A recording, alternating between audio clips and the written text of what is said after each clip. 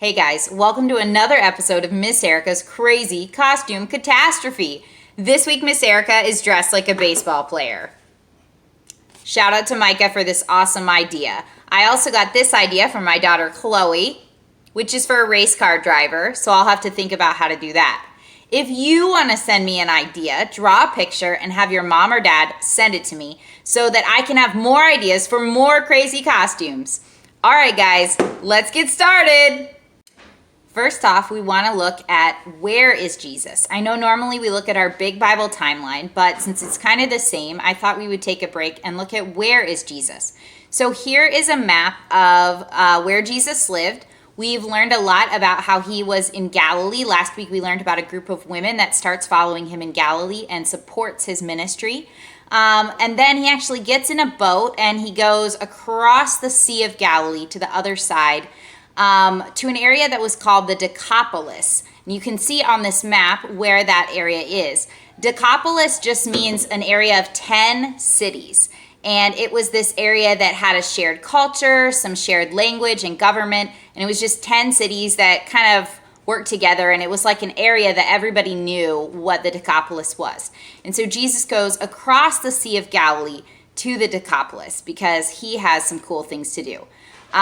Interestingly, while he's on the Sea of Galilee, there's a huge storm and Jesus calms it by just speaking to the wind and to the waves, which is really cool. But we'll learn about that story another week. So this week, we're going to be looking in Mark 5. Right when Jesus gets off the boat, a man comes to meet him. This man has a really terrible life. The Bible tells us that he is under the authority or under the power of some unclean spirits. So some spirits or angels or demons that don't follow God. They aren't working for God, but they've decided to rebel against God. And these unclean spirits have trapped this guy. They're hurting him and he's really scared.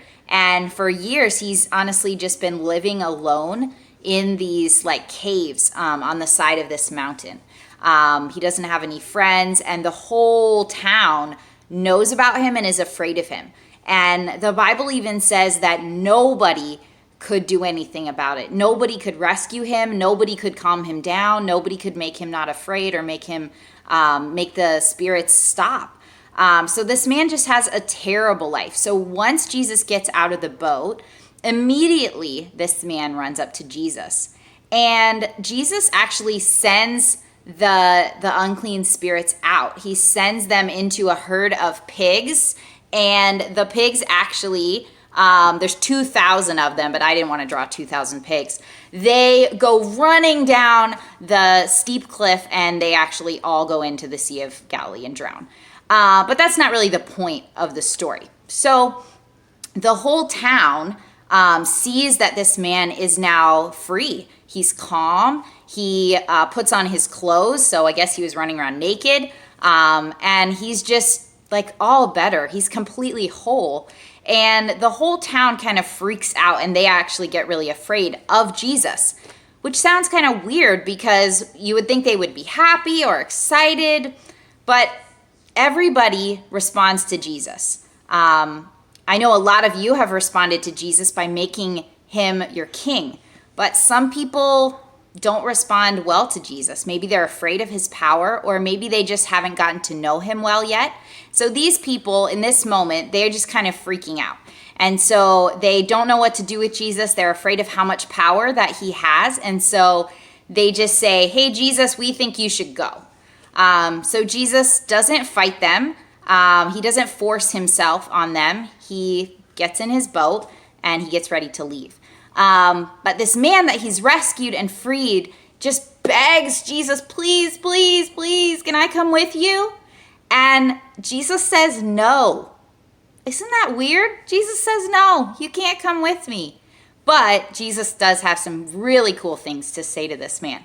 And that's what I want to read to you guys. So I'm going to read from Mark 5, starting halfway through verse 19.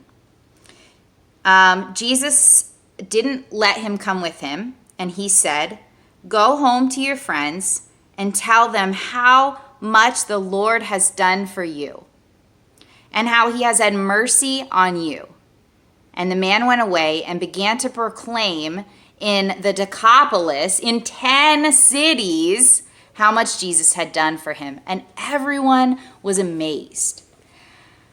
The part I want to focus on is that very first word that Jesus says. He says, "Go." Now, there's a lot of different Greek words that mean go.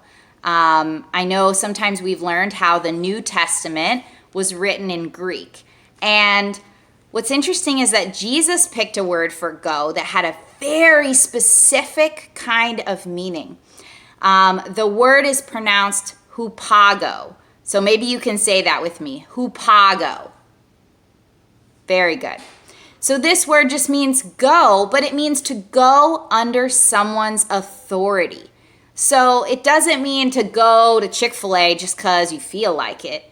It means to go to Chick-fil-A because your mom says, go to Chick-fil-A. And so you're going because you're under somebody's authority.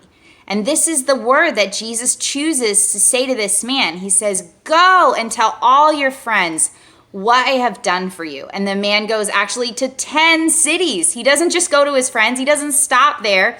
He's so excited about his new great king, about this new authority that he has, that he goes and tells a lot more people about him.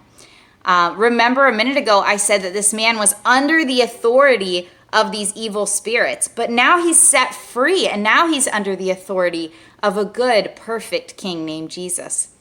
And he's so excited about his new king that he goes and tells everybody what he has done for him.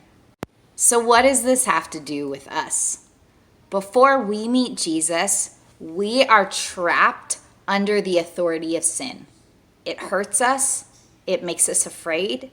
And the Bible says we can't do anything to get out. And actually nobody but Jesus can do anything to get us free from sin. We're under its authority. But the good news is that Jesus is more powerful than sin. When he died, he defeated sin. He defeated death. Sin no longer has any power over us when we make Jesus our king. And the other good thing about when we make Jesus our king, he does forgive us and he does give us new life. And all of that is so important and really good to remember. But we are also under his authority. We're not under the authority of sin anymore. We're now under the authority of a good and perfect king named Jesus.